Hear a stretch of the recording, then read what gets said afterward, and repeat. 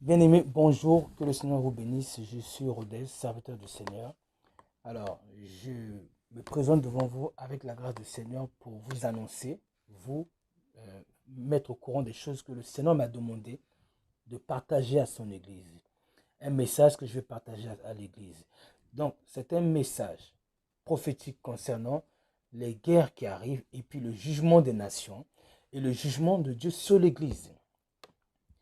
Donc, c'est un message que je vais transmettre tel que le Seigneur me l'avait dit. Et je ne vais rien ajouter. Et je vais vous laisser avec le message lui-même en question. Donc, message à prendre très au sérieux, bien-aimé. Enfant de Dieu, serviteur de Dieu.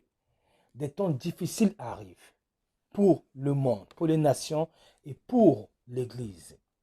Et Dieu va permettre que nous puissions tous être bousculés par des temps de détresse, de guerre, de violence acharnée dans plusieurs nations. Je vous laisse le message être diffusé et je vous reprends tout à l'heure. Que le Seigneur vous bénisse.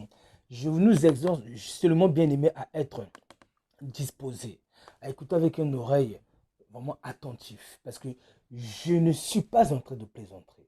Je suis en train de dire une chose que le Seigneur me demande de dire avec insistance, insistance à son Église. Bien-aimé, que Dieu nous bénisse. À tout de suite. Dis-leur, si vous avez des choses à vous reprocher, si vous avez des choses à vous reprocher devant ma face, allez devant ma face et pleurez dans la prière pour que je vous aide à vous repentir. Car je suis irrité contre mes enfants qui ne veulent pas abandonner les habitudes mauvaises que je leur ai donné la capacité de le faire. Car je suis irrité de l'endurcissement du cœur de mes enfants. Dis-leur que celui qui a quelque chose à se reprocher, qu'il se repente. Le Seigneur me dit de dire qu'il est ici. Il est ici. Il est ici. Si vous voulez écouter sa voix, écoutez Rodez.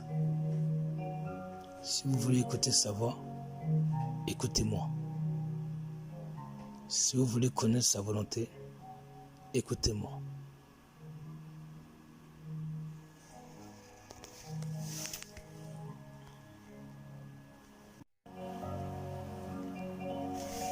Dis-leur ceci.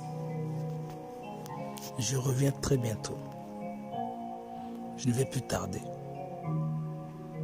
Je vais lancer une dernière vague de repentance pour amener à la repentance beaucoup qui ne me connaissent pas. Mais pour ceux qui me connaissent déjà, je leur demande de déposer par terre leur orgueil, de se revêtir d'humilité. Je leur demande de renoncer à toutes ces choses que mon esprit leur a demandé de renoncer dans leur cœur, mais qu'ils ont résisté. Je leur demande de rechercher ma face dans la prière, dans les chants, en méditant la parole. En méditant la parole dans le but de rechercher ma volonté pour eux dans la parole, mes désirs pour eux dans la parole, mes attentes pour eux dans la parole. Qu'ils méditent ma parole comme quelqu'un qui cherche qu'est-ce qui en lui n'est pas agréable à Dieu. Qu'il médite la parole comme quelqu'un qui cherche qu'est-ce qui en lui ne plaît pas à Dieu. Afin qu'une fois que mon esprit le lui révélera, il aille me chercher dans la prière pour que je lui donne une puissance de repentance, afin qu'il abandonne les mauvaises œuvres que moi, le Seigneur Jésus, je n'aime pas en lui. Et c'est ainsi que je pourrai vous garder de cette troisième guerre mondiale qui arrive. Dis-leur que je suis très fâché contre les pasteurs qui ont prêché mon nom avec mépris. Dis-leur, je suis très fâché des serviteurs de Dieu que j'avais moi-même placés devant, mais qui ont détourné le cœur de mon peuple, l'ont ramené vers les richesses de ce monde, l'ont ramené vers le matériel, ils l'ont ramené loin de moi. Mais ils ne les ont pas dépouillés de leur orgueil, de leur mauvais caractère, de leurs idoles. Ils ne les ont pas dépouillés de leurs idoles. Dis-leur que les chrétiens ont beaucoup d'idoles attachées à leur âme et à leur corps qui me déplaisent. Beaucoup trop d'idoles. Énormément. Dis-leur que je vais rappeler une dernière fois. Ceux qui me connaissent, je leur demanderai de se repentir. Des choses auxquelles je leur ai déjà demandé de se repentir, qui ne l'ont pas fait. S'ils ne le font pas, ma face sera tournée contre eux.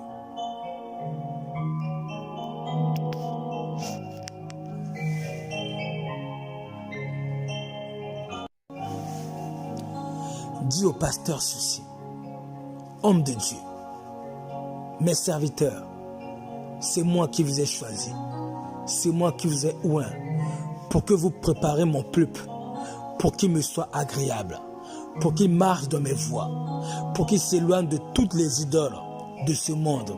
Mais cela n'a pas été votre travail. Vous les avez ramenés dans le monde, dans les distractions. Vous les avez laissés dans leurs péchés. Tandis que je vous ai oint pour que vous les sortiez des ténèbres et que vous les ameniez à marcher dans la lumière. Vous n'avez pas persévéré dans ce genre de message. Vous les avez laissés dans une distraction chrétienne qui ne les ramène pas vers moi, mais qui les éloigne de moi. Je vous demande à vous qui avez des oreilles de vous repentir. Repentez-vous et cherchez ma face vous aussi. Que je puisse vous révéler ce qui dans vos messages ne me plaise pas. Que je puisse vous révéler les ténèbres qui se cachent dans vos messages. Humiliez-vous devant moi dans la prière et cherchez-moi promptement. Je vous parlerai une fois de plus. Pour ceux qui m'écouteront, je les garderai pendant ces temps difficiles. Mais pour ceux qui ne m'écouteront pas, je ne pourrai rien faire pour ceux qui rejettent ma voix. Chers frères dans la foi, chères sœurs, chers serviteurs de Dieu, que le Seigneur vous bénisse. Vous avez entendu le message que le Seigneur m'a donné pour l'Église. Ceci n'est pas une blague, bien aimé. Et ce n'est pas le seul message que le Seigneur m'a donné. Le Seigneur a multiplié message sur message que je vais continuer à placer dans cette playlist dans ma chaîne YouTube afin que vous preniez le temps de l'écouter.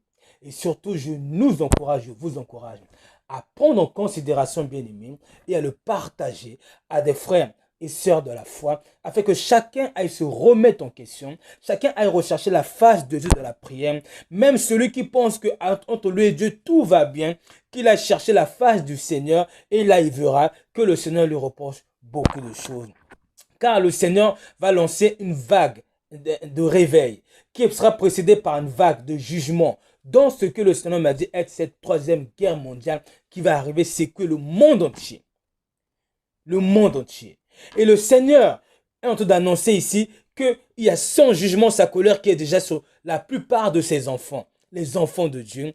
Et ils peuvent s'en détourner s'ils se repentent en allant chercher la face du Seigneur avec sincérité, avec persévérance dans la prière, en méditant la parole, dans les jeûnes, afin que le Seigneur révèle à chacun ce que le Seigneur lui reproche et que le serviteur de Dieu, l'enfant de Dieu, puisse se repentir et que le Seigneur lui communique la grâce de pouvoir pratiquer ce qu'il n'arrive pas à pratiquer et que le Seigneur garde son âme, sauve son âme pendant ces temps difficiles, car le texte dit dans Jean 15, verset 10, « Si vous gardez mes commandements, vous demeurerez dans mon amour. » Et Dieu veut garder l'Église dans son amour pendant ces temps difficiles qui arrivent.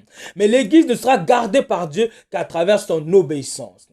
On ne peut pas préserver notre animal de compagnie de l'orage qui arrive dehors si celui-ci refuse de nous obéir, n'est-ce pas? C'est par l'obéissance de l'animal de compagnie comme le chien, en lui disant rentre à la maison. C'est par son obéissance qu'il va éviter quoi? L'orage qui arrive dehors ou le tonnerre qui arrive dehors, car j'essaie de dire que Dieu ne sauvera son Église que par l'obéissance de celui-ci, à travers ses préceptes, ses ordonnances et la voix de Dieu qui résonne en nous dans nos consciences.